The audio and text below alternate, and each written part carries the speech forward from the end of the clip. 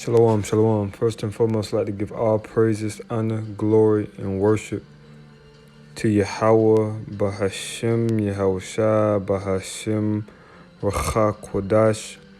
Double honors to the elders and the apostles that have well and do well, overseeing the tabernacle of David. Of course, starting from Prophet Abba Bivens on down to the elders and the apostles of Great Millstone. Greetings and salutations to you, Akim Wa Akwathim, which are you brothers and sisters that are, in the ministry, doing the work of the Lord, pushing the truth, or pushing, may I say, the word in truth and sincerity. All right, this is Jaquab out of Great Millstone, Atlanta, for lesson, well, I guess we could say a prophecy update. This is from RT News.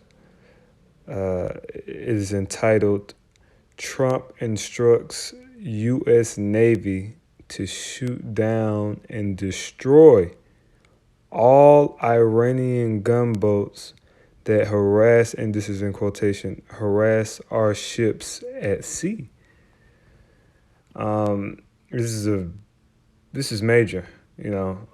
This can be opened up to something very, very, very significant geopolitically, just in regards of the power structure and the, truly and honestly, World War III, to sum it up. This can lead to, and it will ultimately, the disputes that the Iranians and Americans are having definitely are they're adding up day by day, event by event, to ultimately come forth with face-to-face combat. Of course, you're going to have different hosts on the prospective sides. You're going to have America and Israel, and you're going to have China and Russia and Iran. And, as the time goes by, many of the other hosts of the earth will also cling to Russia, as it is written in prophecy. But I'm going to get some more of this article. It says, President Donald Trump has ordered the U.S. Navy to shoot down and destroy Iranian gunboats should they harass American vessels at sea.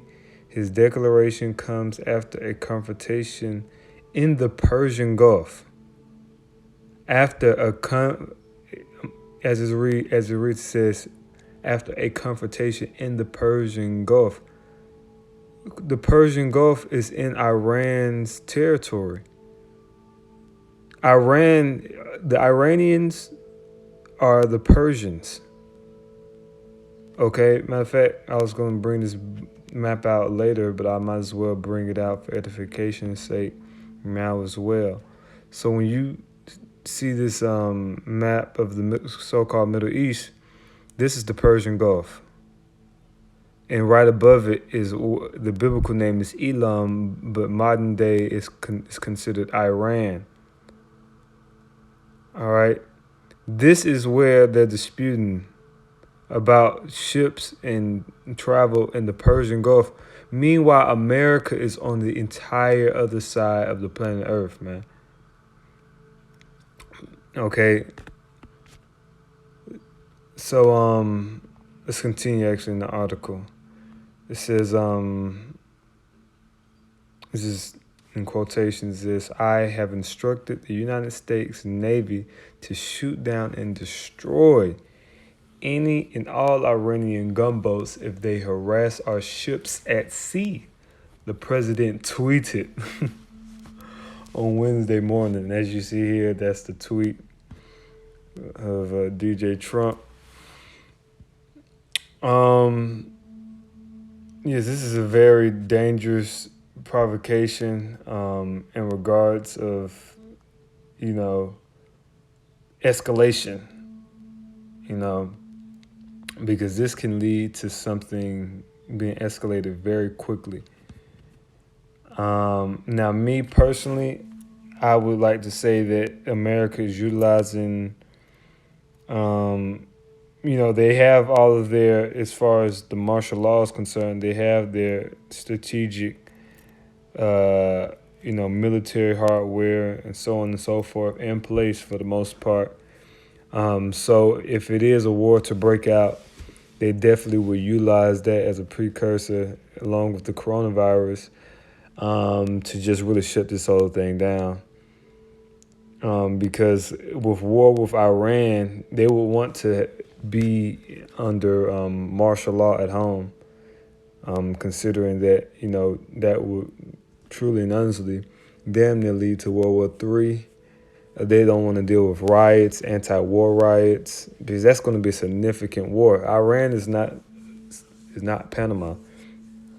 Iran is a major, a major military power, and has strong superpower friends in China and Russia. Okay. Um, let's see here.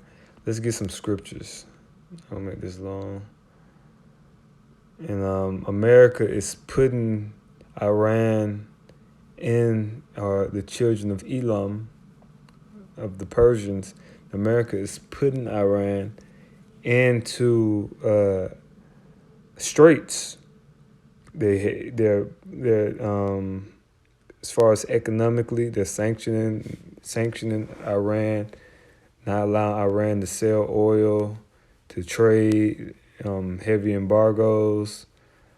So they're squeezing the lifeblood out of the Iranians, and it's only so much a people can take. This is what took place in World War II with Japan.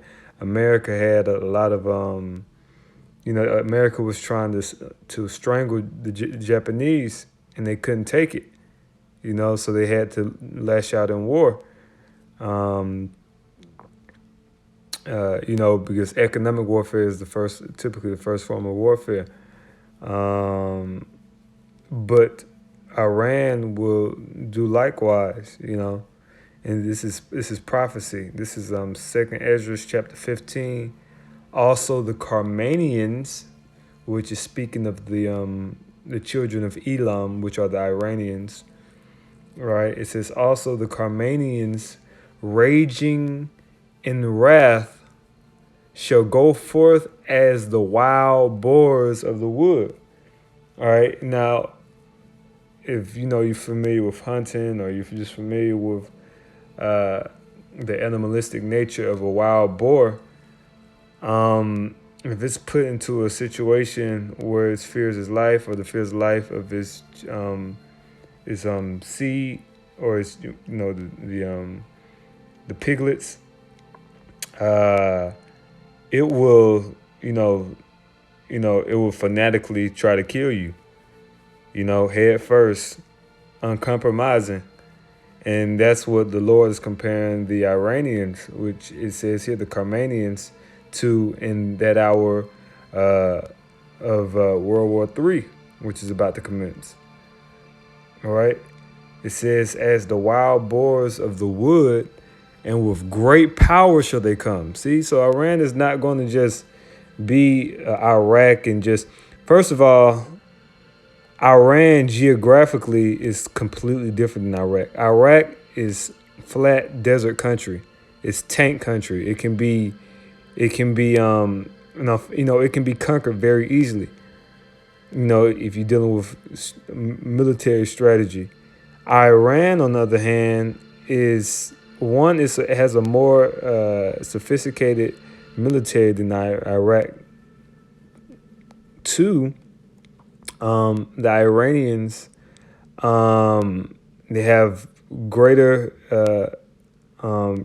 greater allies, but geographically speaking, Iran is very mountainous. Iran is not flatland. You can't just bring an army through and conquer and blitzkrieg Iran. One of the main reasons why Adolf Hitler didn't invade Switzerland is what? Because of their geography, the terrain, trying to The Germans prospered off of lightning warfare.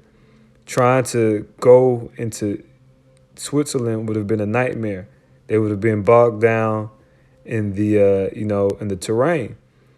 That's actually what took place for uh, the um, the Italians. The Italians were their army was pretty weak, and it shows itself not to be substantial.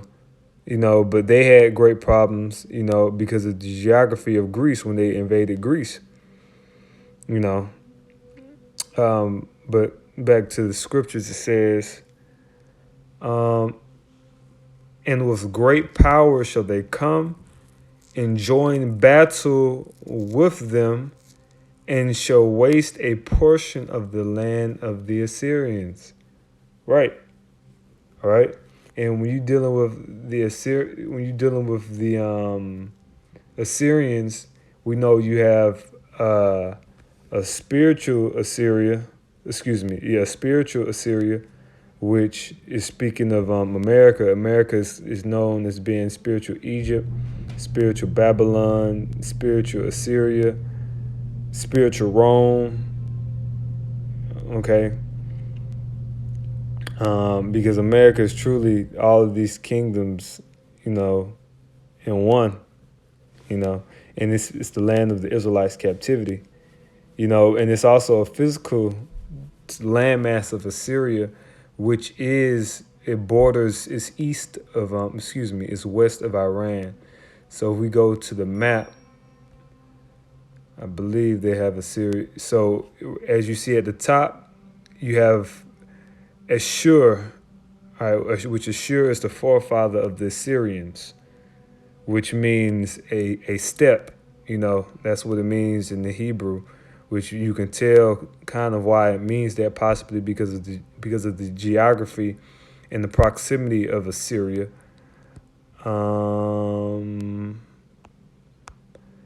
So you have Assyria there, which in that whole area is Jehoshaphat, or Yahweh Shaphat, which means the decision of Yahweh, or Yahweh's judgment. All right, it's the valley of Jehoshaphat, or other terms in Book of Revelation is considered Armageddon. All right, this whole area from Iran all the way stretching to Israel, and in the Arabian Peninsula, all of that, and even we can I'll argue to include the eastern part of Egypt in there as well, but that landmass is Armageddon. All right, and we're going to get that scripture.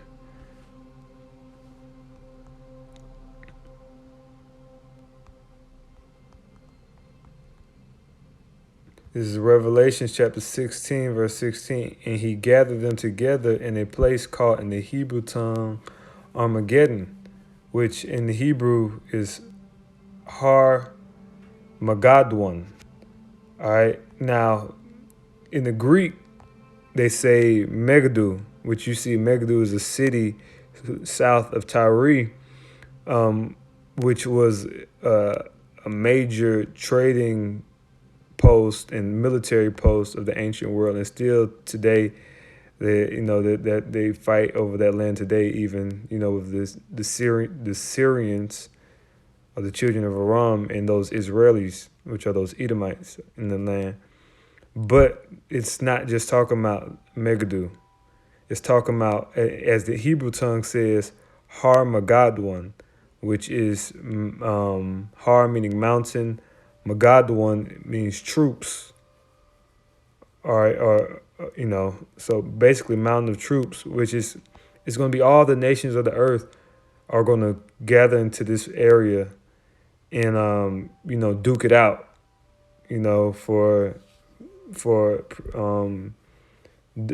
dominion over the earth. But they're going to be met with Yahweh Shai, who's going to turn them into powder, man. All right, and then he should deliver his people. You know, and Babylon, because it said that then Babylon came into remembrance. You know, so this is Joel chapter 3 verse 9. It says, "Proclaim ye this among the Gentiles," which who are Gentiles? The Iranians, they're Gentiles. You know, of course, you have Israelites in that landmass. That's actually where the term Aryan, the Aryans were actually Israelites. You know, the Punjabis and whatnot that migrated into that landmass of Elam. But nevertheless, the Persians and the Elamites, those are Gentiles. It says, "Proclaim ye this among the Gentiles, prepare war, wake up the mighty man, let all the men of war draw near, let them come up, beat your plowshares into swords," which is what? Strengthening your military arsenal, your missile capacity, as far as the thermonuclear missiles and whatnot. It says, "Beat your plowshares into swords and your pruning hooks into spears. Let the weak say I am strong." Right. So back in the 70s, you know, Iran, you know, they weren't as formidable as they are now. Back in the 80s, they were not as formidable as they are now. Iran is a power to be reckoned with, you know. So, you know, and ultimately it's going to lead to them shooting missiles over here into America and wasting, you know, them and many other nations, wasting America and making it desolate. All right. So it says, "Assemble yourselves and come, all ye heathen, and gather yourselves together round about. Thither cause thy mighty ones to come down." All right, which is dealing with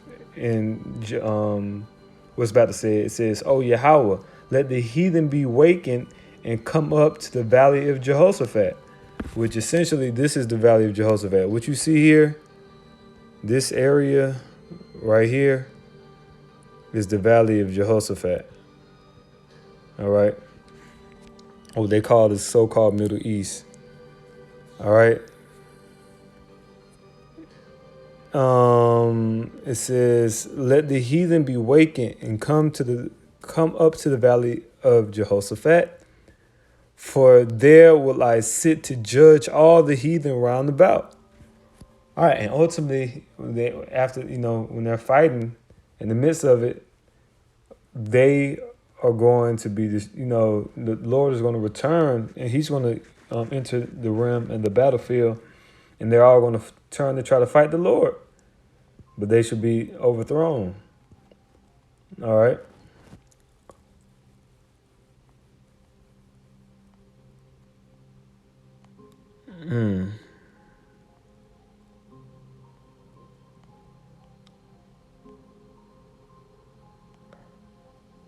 Hey, this is some good stuff, but Shalakia. But yeah, that's basically the point that I wanted to emphasize, you know, concerning this article of you know, Trump saying, you know, he's giving the okay to shoot down Iranian gunboats. That is huge, you know, and America can use this and spin it how they want to, false flag it for their agenda, in which we know they will. You know, they've been trying to pick wars with Iran. You know, just killed General Soleimani, at the beginning of this year, which was a major blow to the Iranians. Nevertheless, they're still going to go to war. It's inevitable, you know. So it's, you know, as we see it draw nigh day by day. So Lord willing, this lesson was edifying. Giving all praise, honor, glory, and worship to Yahweh Shem Yahshua Shem Kakadash. Shalom.